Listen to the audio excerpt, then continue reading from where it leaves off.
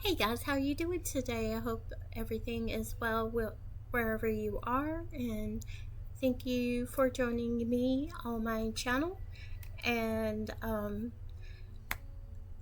37 has made her decision to continue on her path to finding out the truth, no matter what the consequences are. So Verton is going to stay behind and watch over her in case something goes wrong.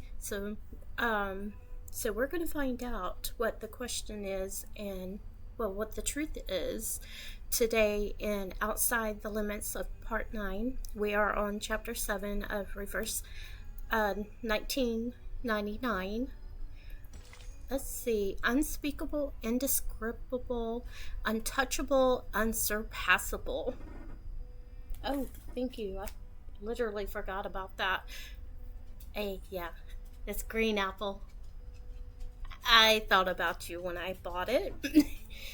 Love you. Snacks. The cave is basked in warm, flickering candlelight. Preparation for the cleansing ceremony are finally complete. The intricers are waiting for their leader to return. Do you think 37 is going to make it? A88 lowers her voice, concealing her worry. Who knows? Leaning against the cavern wall, 210 absent-mindedly adjusts the grapevine on his hair out of boredom. Six should be the easiest one to pass. The math puzzles in the labyrinth shouldn't be a problem for our little star either. The only tricky question is from Apeiron, and no one knows what it will be. It is a fair game. Answer Apeiron's question and it will answer yours. But if you give the wrong answer, oops. He pinches a grape between his fingers and crushes it. It's just splattering onto his hand. This does not sound good. It sounds like it's planned. It'll hardly be a graceful end. You are gross. Huh. Oh my goodness. A88 shakes her head, not even bothering to hide her disgust. We know little about the test. The last person to pass the test was 300 years ago. Oh wow. The price of failure was high. For the longest time, the Sixers forbade people from risking their lives for it. Well, 6 lied. Oh my goodness. Someone passed the test 4 years ago.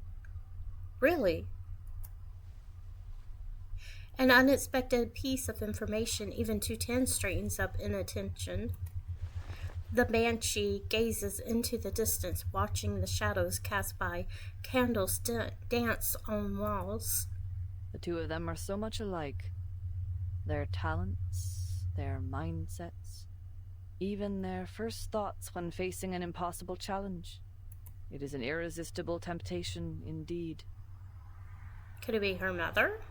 With a path to all truths right in front of you, just within reach. I mean, 37's mother. Who wouldn't want to give it a try?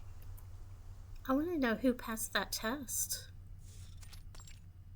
Deep in the labyrinth, the island, amid the swirling lights and shadows, the trial is reaching its conclusion.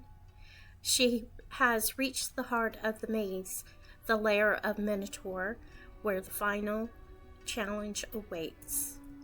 Through the mist, a form gradually takes shape. First, it appears to be a scholar, then a soldier, and it continues to transform into a king, a farmer, a child, an elder. Finally, it stops and solidifies into a young woman with a sharp and chilling smile. Mama? How are you here? A soft chuckle slips out from behind. Wait.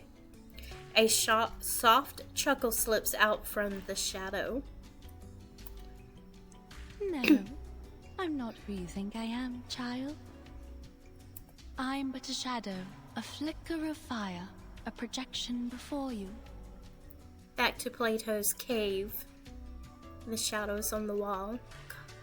The finite cannot comprehend the infinite. Your limited senses cannot imagine what you've never seen, nor fathom what you've never heard. I am the answer to your desperate prayers. I am the blindfold before you see daylight. I'm the reflection of your confused, hollow faces in the water. I am the lingering echo of the last visitor. But you look just like Mama. Because she was the last visitor. Eagerly 37 steps forward. This is the last obstacle of the test. The gate of truth is just ahead, right? And here you are, standing in front of me. Does that mean that you finally reached the transcendental realm? So my conjecture was right, and our model did not fail, correct? The transcendental realm? The woman's laugh is strange and unsettling. You speak adorable nonsense, my dear daughter. Did you really believe what I said? Of course she did, and you are not. You're just an echo of her mother. You're not real. You silly little goose. 37 stops in her tracks and lifts her head in disbelief. She locks eyes with those aquamarine orbs that are unmistakably her mother's eyes. Have you not doubted, even for a moment? You did. You wavered when you strolled the shores at night, when you inevitably gazed at the geometric bodies. If they really are manifestations of the transcendental world, why can't I find Mama's number in the broken pieces? You thought. Why can't I hear her voice? Why can't I see their patterns? The darkness blinds me. I miss you, Mama. That is so cruel. Oh, my poor, sweet daughter. You are too young and naive, too attached to what is familiar and too trusting of your teachings. You should have continued doubting instead of following my outdated footsteps. Was the conjecture wrong? Was the model correct? It does not matter, child. The rules of the game have changed. The Chaos Makers, the Fearmongers, and the Rule Shapers, they have already outpaced us. We were not wrong, we simply fell behind.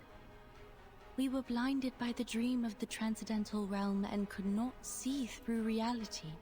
But worry not, my daughter. You have made it here, and that is all that matters. We will do the calculations together. This time, the results will be more accurate than ever. Mama! With a gentle smile, the woman tucks her hair behind her ears and reaches out a hand to the girl. This world is an enormous wasteland, 37. Look at the creations in it. The congested, silent herds that scurry to and fro in their meaningless lives. Never have they looked at the stars above, nor bent to smell the flowers. The melodies of the patterns above go unheard by them, their souls unresonant to their wisdom. They are the prisoners of their bodies, complacent in their dulled senses, and conceited over their success of ruling the planet through violence and bloodshed. They mocked us, shunned us, and slaughtered us.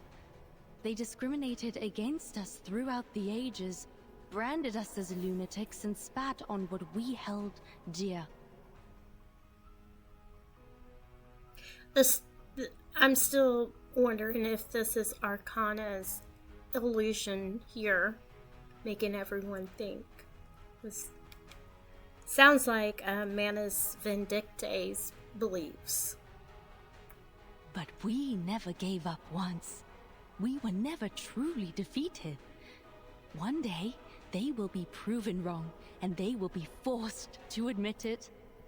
My daughter, my precious little pearl. Come to me, back in your mother's arms. Let us return to a time before disputes and disasters, when it was just you and me wandering the boundless beach. I will share with you the infinite secrets of this world, the essence of all things, and the truth that transcends everything. That's what you came for, yes?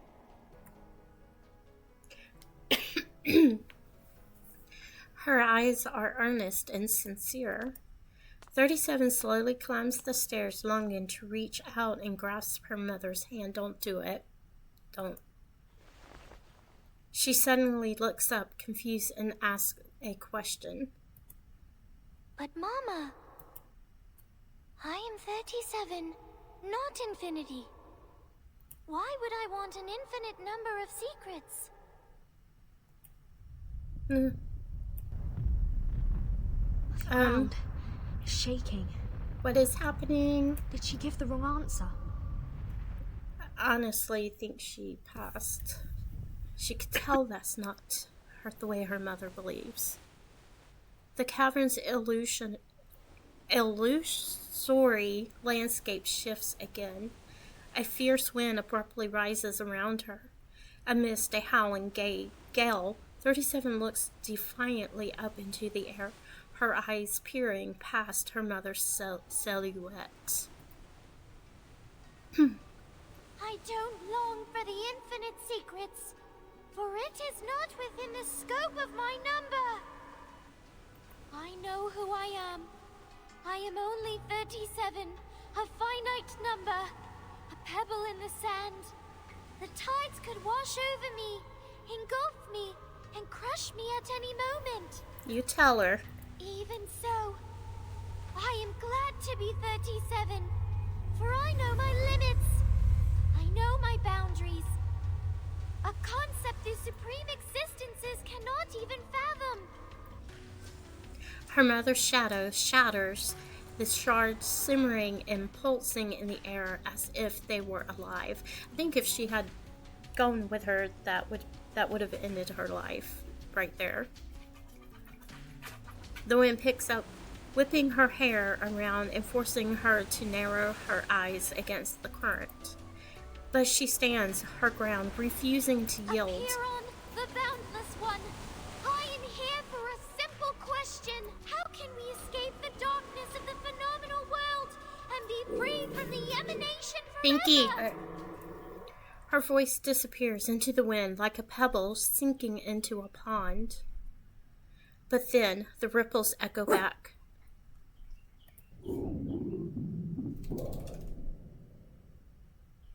Wow. Oh.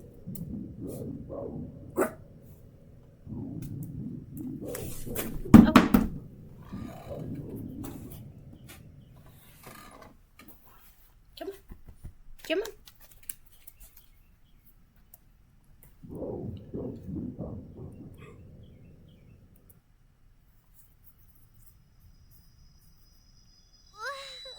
What's happening?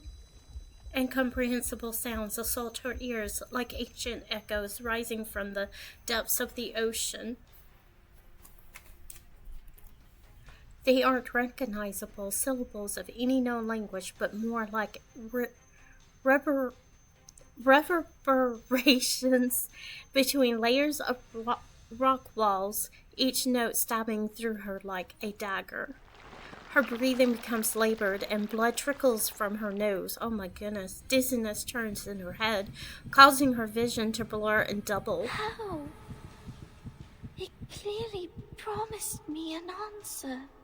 Is it because the answer to my question, the transcendental truth, is outside of our limits too?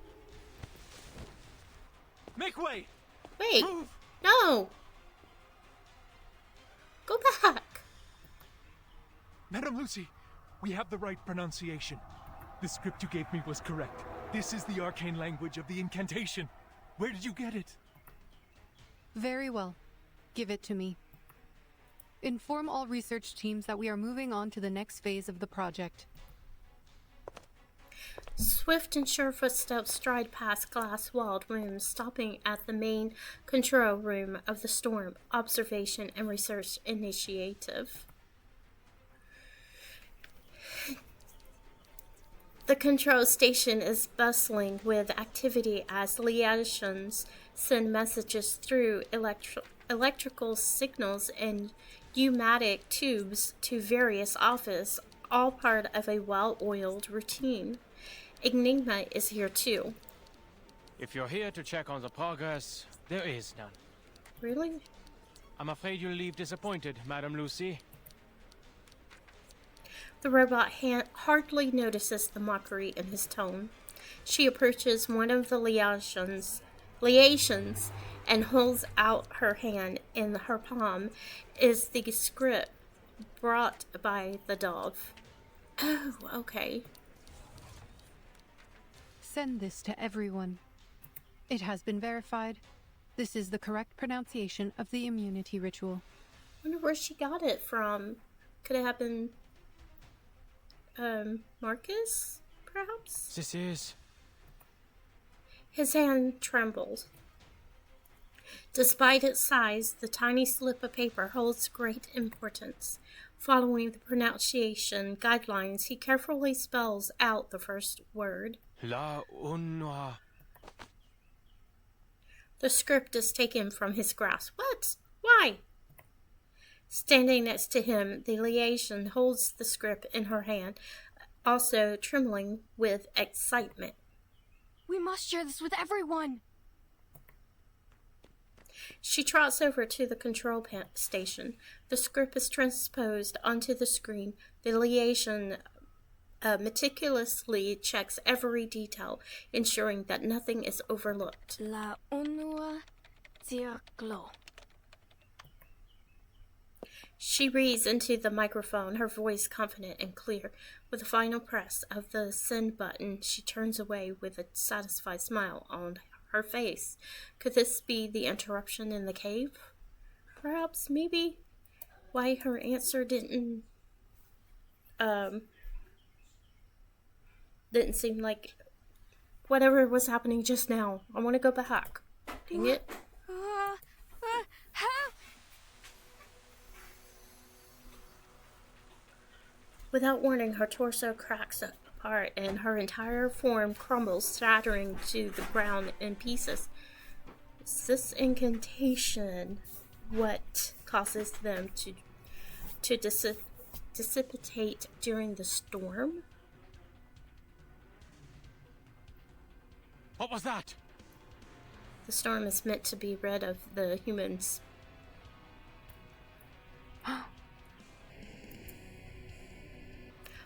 All hell breaks loose. Chairs scrape loudly against the floor, coffee cups clatter to the ground, and people scramble about in a frenzy. The director of Laplace remains still, her eyes fixed on the rapidly flashing lights on the screen. Stop the transmission! Yeah. The ritual is wrong! Or it was sent there to, as an attack thing. They're under attack. She pauses.